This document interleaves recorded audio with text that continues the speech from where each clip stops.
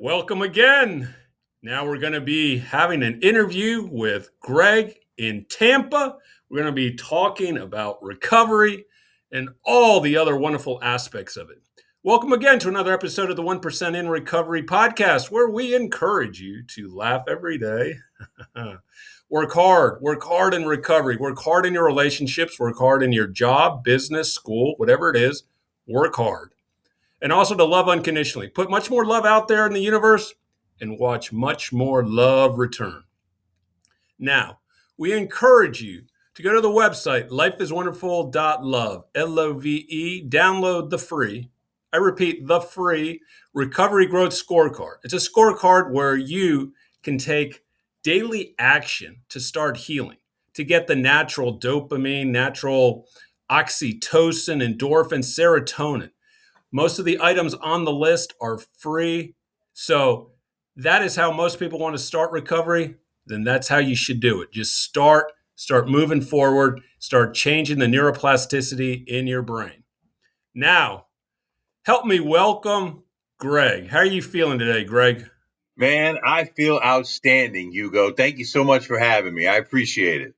Oh, I love having conversations with people who actually get it. All Yeah, right, let's start off. Tell the audience one thing you love. I love coaching basketball. It allows me to interact with kids and much younger than myself. It allows me to bring myself back to being a kid and doing something that's just fun. And if I can actually help somebody along the way, man, it's just a great day. Hey, you're tall like me. So how tall are you? I'm 6'5". You're 6'5". I'm 6'5" too. Did you play up to a certain level?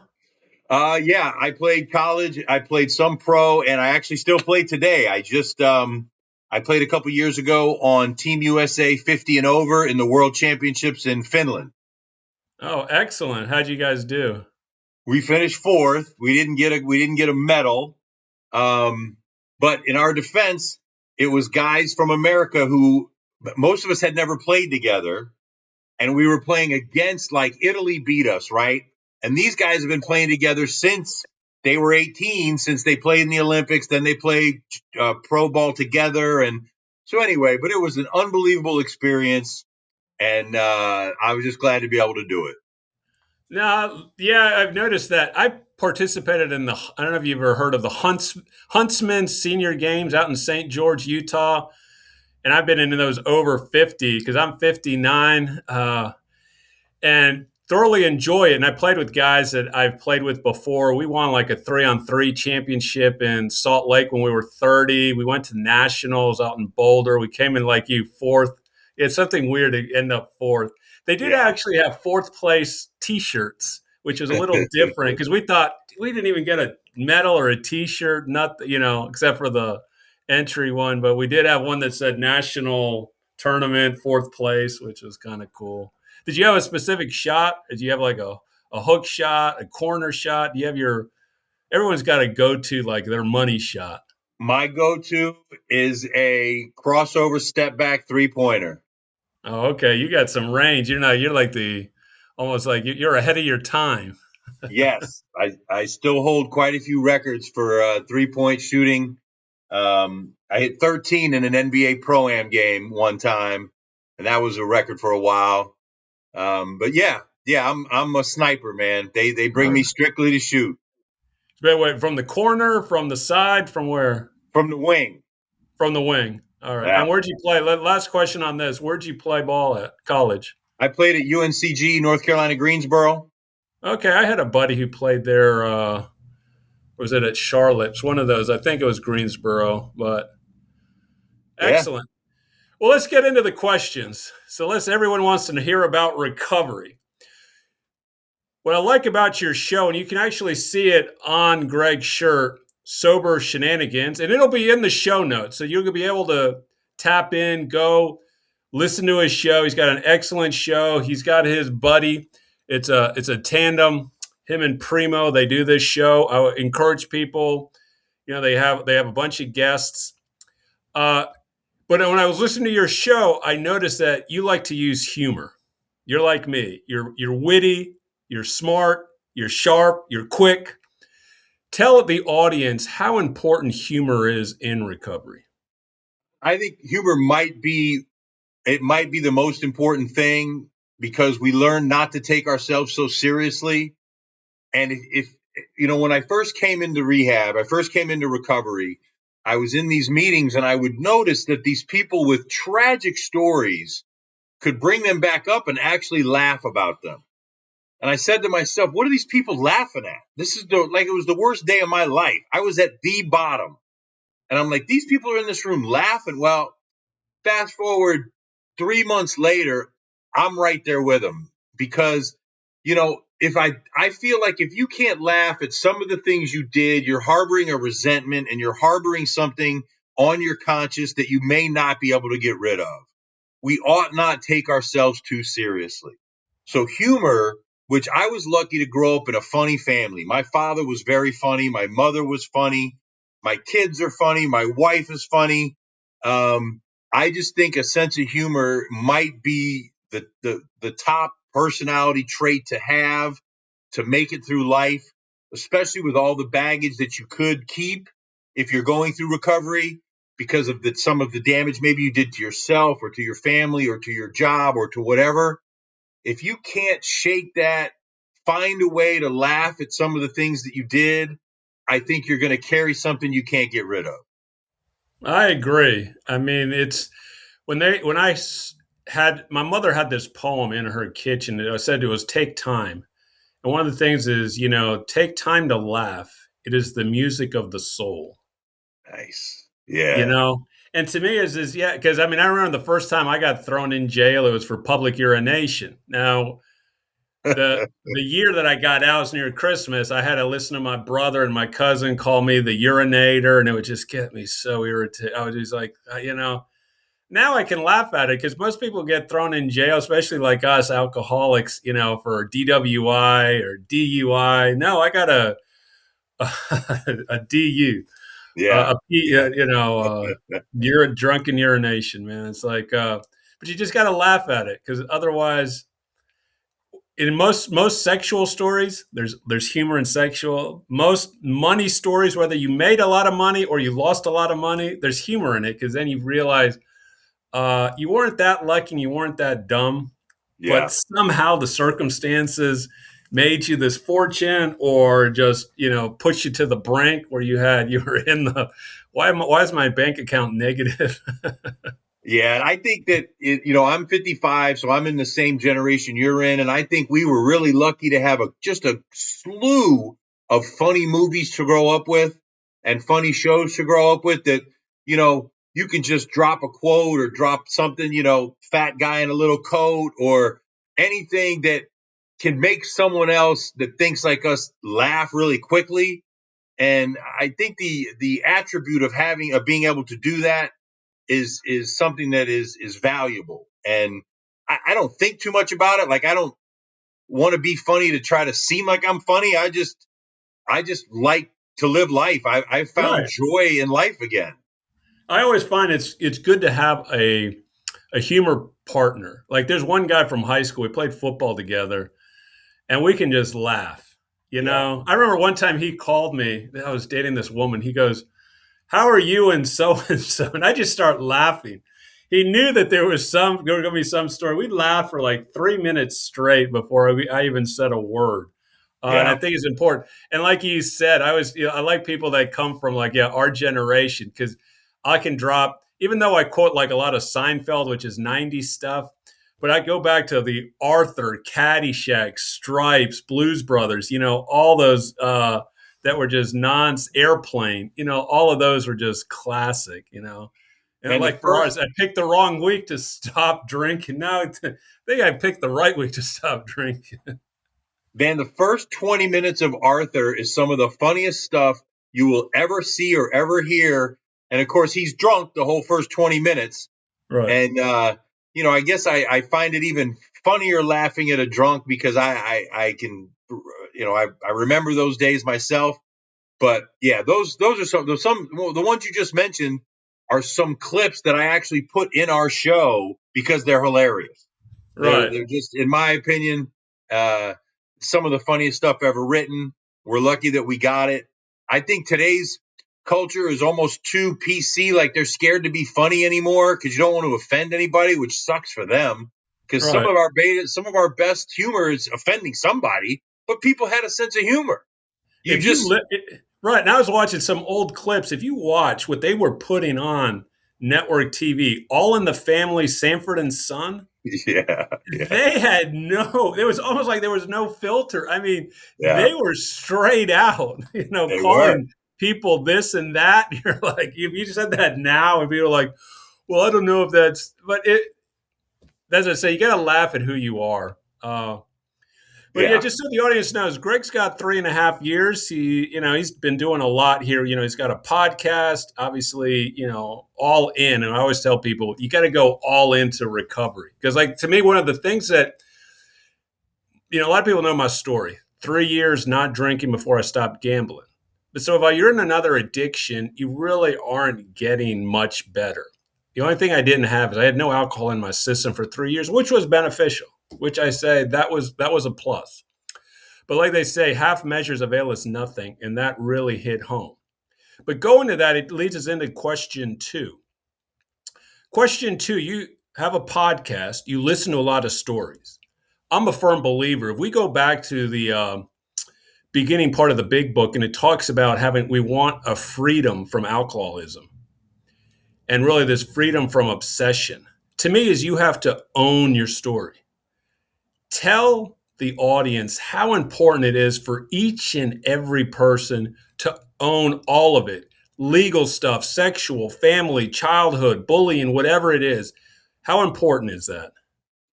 Man, I'm glad you brought that up. I think it's super important. It's something that I learned in the program in the big book and going through the steps. It allowed me to get rid of a lot of baggage that I had that I was carrying because I was owning my story. I was owning what I did. I was owning the life that I had already lived after so many years of hiding from it. So many years of not being able to look at myself in the mirror because I didn't like who I was. But once you get rid of those things, once you can tell a clean story and you have nothing to hide, man, you get rid of all those ghosts, all those shadow lives. You get rid of everything that's weighing on you.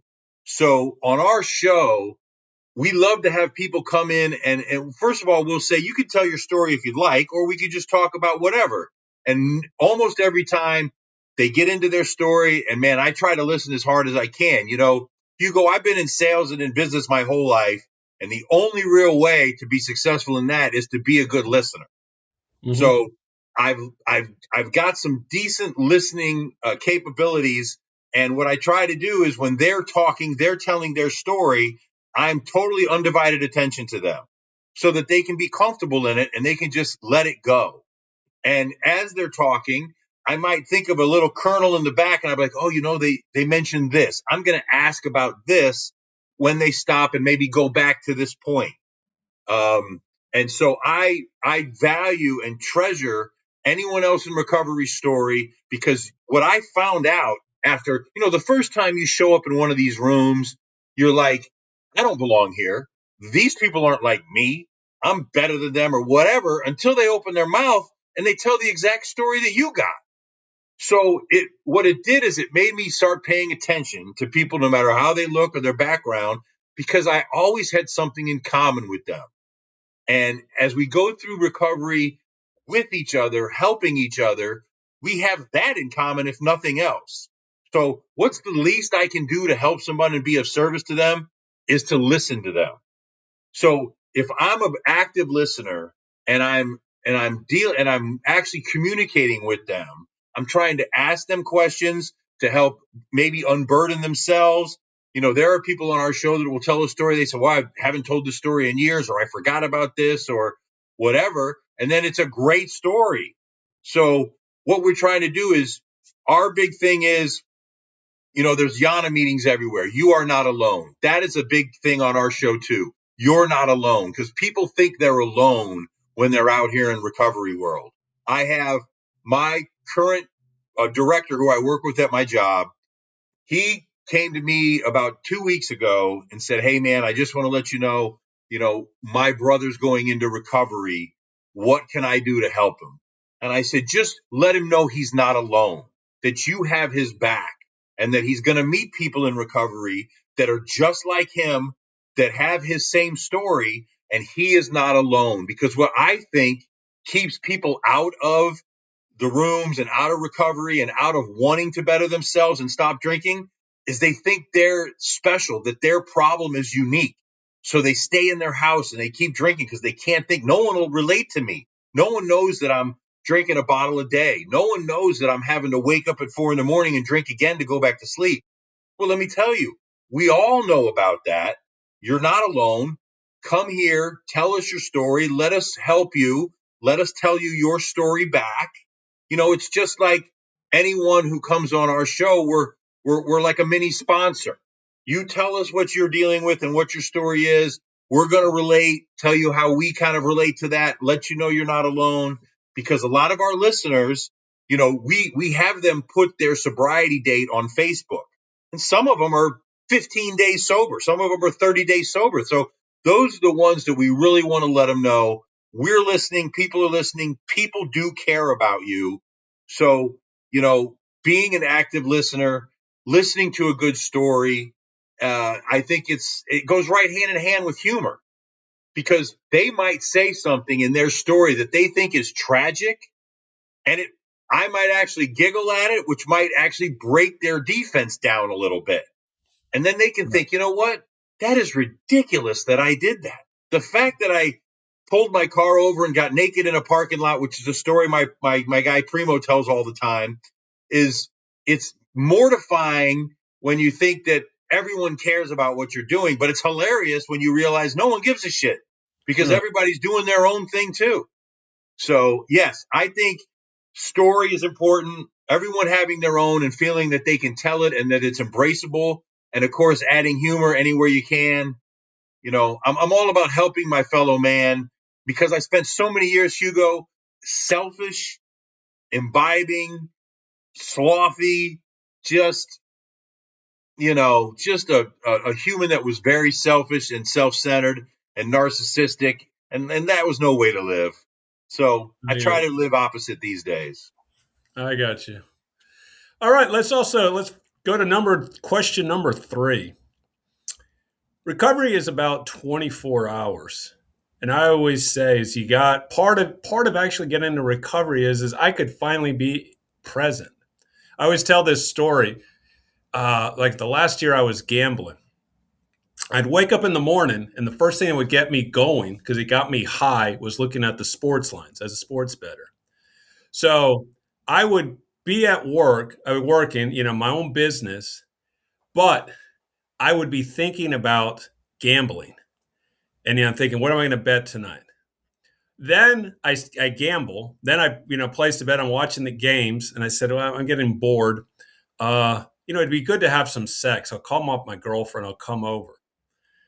Then I'd go over, and we'd be having sex, and I'm thinking, those late games, did they come in? Did they not?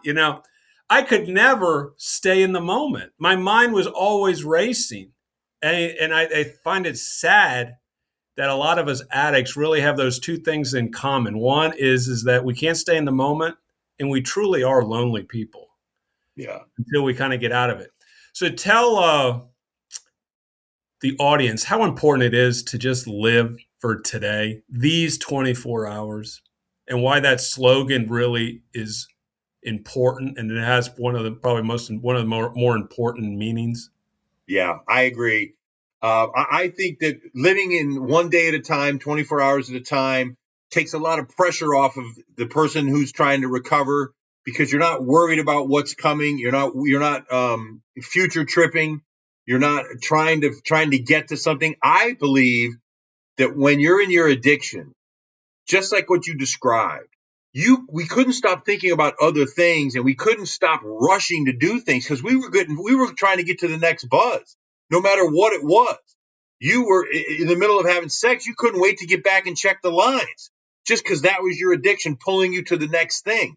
You never had, you don't have a chance to slow down, take in the day, take in the moment, be in the moment and realize what a great gift this is from God that we have this moment right now. One of the sayings on our show is no drinks today. Just don't drink today. Take these 24 hours and be the best you can. Do the right next thing.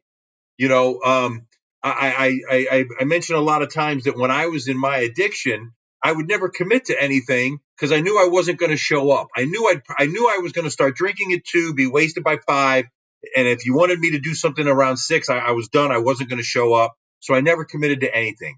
When I take life one day at a time, I can commit to something 2 weeks away, 3 weeks away, not worry about it, not think about it, because I know I'll be sober. I know I'll show up. I know I'll do it. So that in itself allows me just to think about the day. These 24 hours, you wake up, you say your prayers, you thank God you got another day. You hope you can be of service. As you said, what a great intro you have to your show, right? Work hard, do your best, always do the right next thing, get through your day. Hopefully you could be of service to somebody and you did your best. And then before you go to bed, you say your prayers. Thank you for the day. These are the things I'm grateful for. And I can't wait to do it again tomorrow.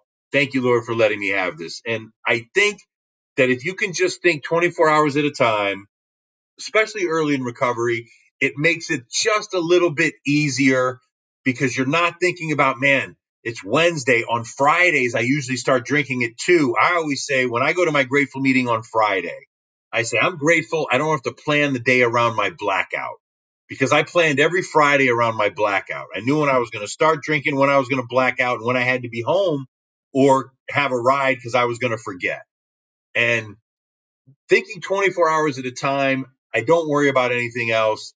Just trying to be the best I can be today. And here's the thing, Hugo, I have found in real life, it works. My life has gotten steadily better since I stopped drinking and took life more seriously, laughed more, paid attention to my story and other people's stories. Doesn't matter what I'm doing. I'm more interested in what other people are doing. And living 24 hours at a time has made me available to my kids.